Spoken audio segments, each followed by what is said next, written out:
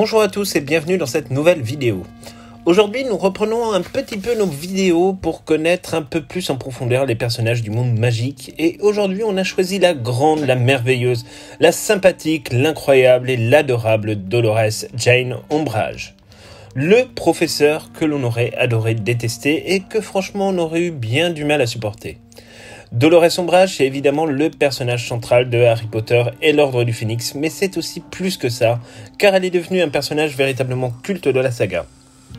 Cela tient à la fois à l'interprétation extraordinaire de l'actrice Imelda Staunton, évidemment, mais aussi et surtout à l'écriture de J.K. Rowling, qui a fait de ce personnage un des plus emblématiques du corps professoral de Poudlard. On a tous en souvenir les multiples règles et décrets d'éducation prises par Dolores Ombrage en tant que grande inquisitrice puis directrice de Poudlard. D'ailleurs, la situation actuelle relative à la crise sanitaire du Covid-19 nous y fait franchement penser entre nous. On se souvient aussi de la manière dont Fred et George Weasley ont déclenché quelques semaines de festivités à cause de leur grand départ, mais aussi et surtout de la très grande cruauté de cette femme. Aujourd'hui, nous vous proposons donc un petit tour dans l'histoire de Dolores Ombrage afin de mieux connaître et de tenter, pourquoi pas, d'essayer de comprendre ce personnage pour le moins détonnant et étonnant. Dolores Jane Ombrage naquit donc un 26 août à la fin des années 1960 d'un père sorcier et d'une mère moldue. Oui, on va y revenir car c'est plutôt ironique lorsque l'on connaît sa haine des moldus et la suite de sa sinistre carrière. Ses parents s'appellent Oxford Ombrage et Helen Cracknell. Elle a un frère un peu plus jeune qu'elle qui est un crackmole et ne dispose donc pas de pouvoir magique. Dolores Ombrage étudie évidemment à Poudlard et a été envoyée, là aussi évidemment, à Serpentard lors de la cérémonie de la répartition. Les parents de Dolores vivaient un mariage malheureux, ce qui fait que Dolores a développé une forme de haine vis-à-vis de ses deux parents qui ne lui offraient pas un environnement suffisamment stable pour son propre développement. Elle détestait son père qui, pour elle, manquait cruellement d'ambition car il était un simple employé du ministère de la Magie au département de la maintenance magique. C'est un peu l'équivalent d'un homme de ménage de nos jours. Elle ne portait pas sa mère non plus dans son cœur, car elle lui reprochait sa lignée moldue et sa nature frivole et le fait évidemment qu'elle était dénuée de pouvoir magique. De plus, un conflit arriva assez rapidement dans cette famille, puisque le père de Dolores Ombrage ne tardera pas à reprocher à Helen Cracknell le manque de pouvoir magique de leur fils.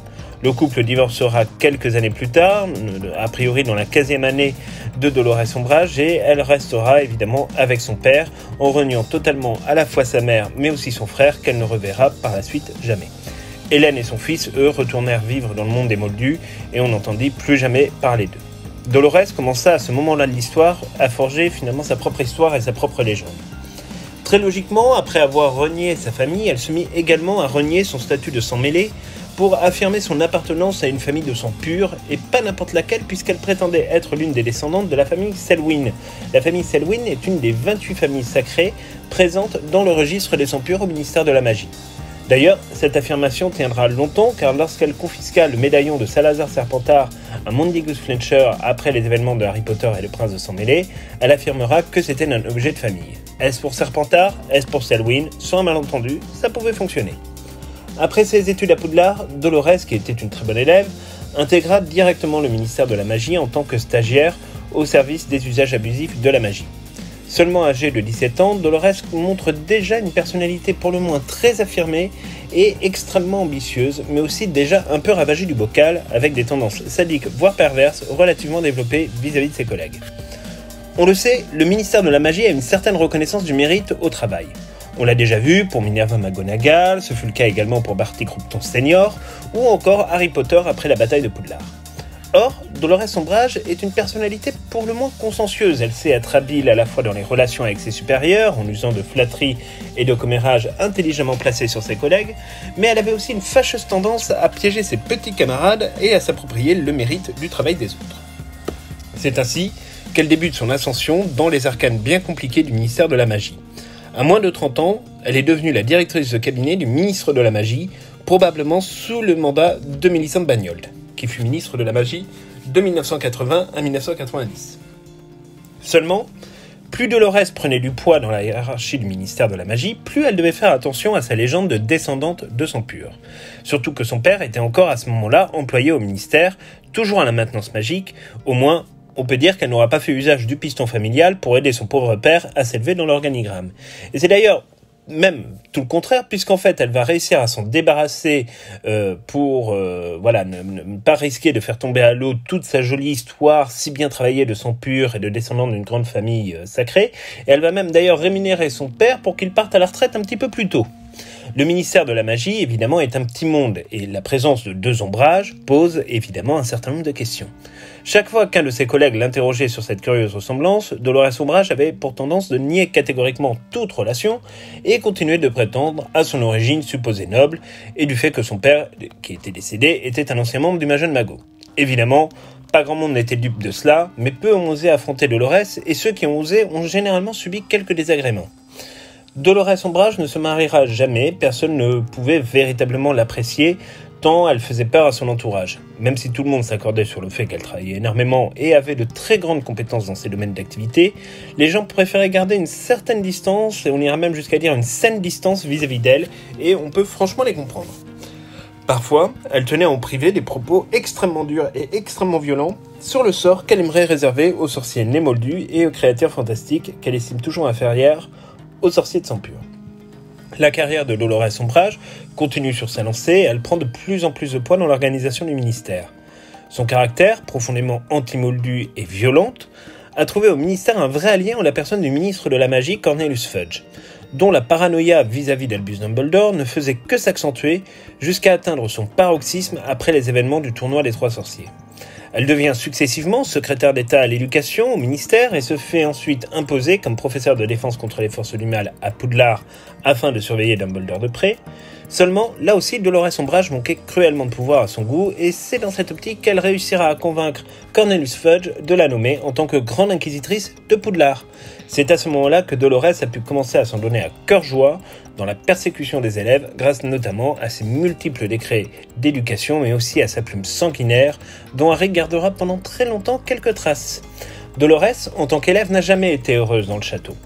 Et il y a dans sa cruauté, en tant qu'enseignante et en tant que grande inquisitrice, une certaine part de revanche sur un endroit et des personnes qui ne l'ont pas rendue heureuse et qui n'ont pas su détecter en elle les talents qu'elle s'imagine posséder. Son arrivée à Poudlard est également pour elle, au final, l'occasion de s'attaquer à certains alliés de Dumbledore. Si Dolores Ombrage ne tolère déjà pas vraiment les enfants nés moldus au sein de l'école, il est tout à fait logique qu'elle ne supporte pas non plus tout ce qui sort un peu de la norme qu'elle elle-même finalement définit. Et donc, toutes les créatures, êtres magiques ou géants ou demi-géants, comme Hagrid par exemple, n'ont pas le droit à un traitement de faveur, c'est même tout le contraire. Ça en va de même pour le professeur Trelawney, qu'elle estime être absolument incompétente, chose en quoi on peut lui donner en partie raison s'il n'y avait l'histoire des prophéties. Néanmoins, toutes ces personnes-là ne sont pas jugées dignes, selon ces normes, d'être au sein de Poudlard, donc elles s'en débarrassent. Dans Harry Potter et l'Ordre du Phénix, on sait les efforts mis en œuvre par Harry et l'armée de Dumbledore pour avoir la peau de Dolores Ombrage, qui d'ailleurs finalement va perdre la partie uniquement à cause de son arrogance et de la haine qu'elle voue à Dumbledore. Parce que, en effet, si elle n'avait pas été persuadée que Dumbledore fomentait un coup d'état contre le ministère et contre Cornelius Fudge, elle n'aurait pas du tout commis l'erreur de partir seule dans la forêt, sans sa propre milice, à savoir la brigade inquisitoriale, et l'histoire aurait pu être tout à fait différente.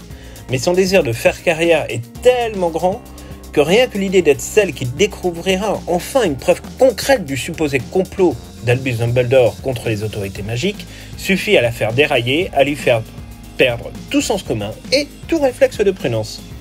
Après sa fabuleuse rencontre avec les centaures et quelques soucis qui l'envoyèrent pour un petit court séjour, en tout cas à l'hôpital Sainte-Mangouste, Dolores ne réintégrera évidemment pas Poudlard lors des événements de Harry Potter et le Prince de Sang-Mêlé.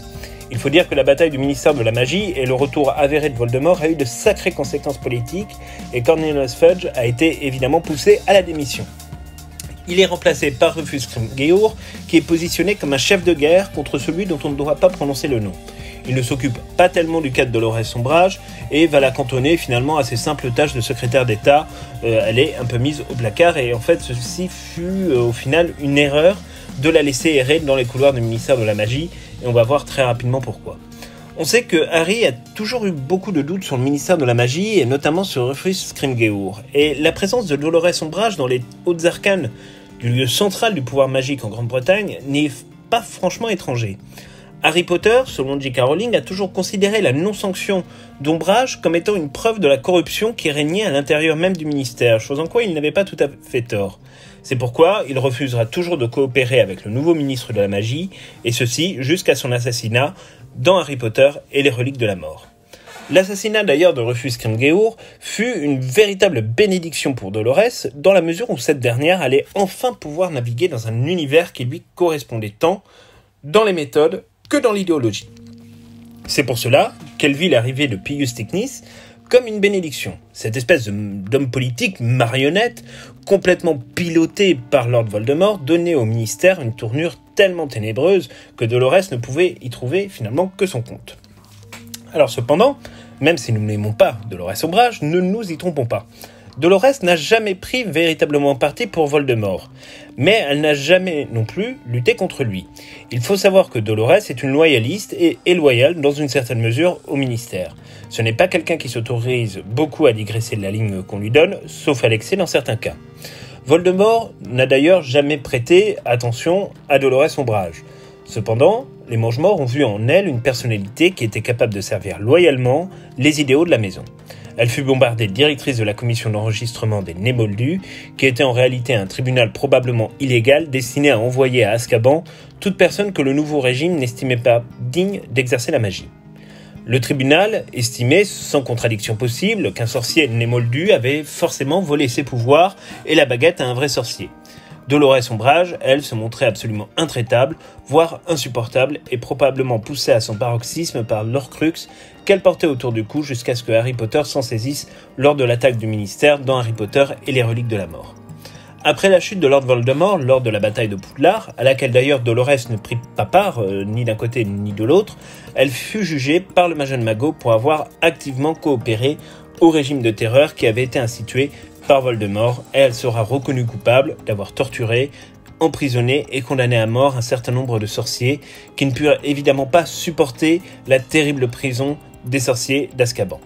Elle fut envoyée à Azkaban après la chute de Voldemort, où elle purge d'ailleurs toujours sa peine, mais sans les détraqueurs, puisque ces derniers ont été relevés de leurs fonctions par le nouveau ministre de la Magie, Kingsley Shacklebolt. Donc aujourd'hui, Azkaban est gardé uniquement par des sorciers. Voilà grosso modo l'histoire de Dolores Umbridge. Alors c'est une histoire qui est très intéressante car elle en dit vraiment beaucoup sur les personnes qui sont pleines de rancœur au final dès le début de leur vie et sur ce qu'il advient de ce genre de personnage. On espère vraiment que cette vidéo vous aura permis d'en apprendre un peu plus sur cette sacrée peau de vache, mais qui a quand même mine de rien un petit charme.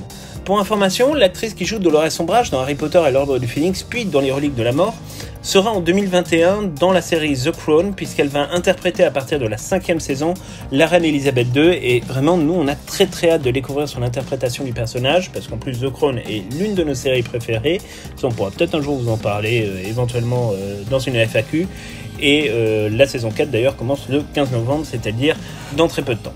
En attendant, voilà, vous pouvez vous abonner à notre chaîne si ce n'est pas encore fait, activer les petites notifications, regardez toutes les vidéos que vous avez éventuellement loupées pendant vos vacances ou pendant que vous faisiez vos travaux à la maison. On vous en veut pas, il n'y a pas de souci. N'oubliez pas de nous mettre un petit pouce, ça fait toujours plaisir de voir que vous aimez nos contenus et on vous dit à très bientôt.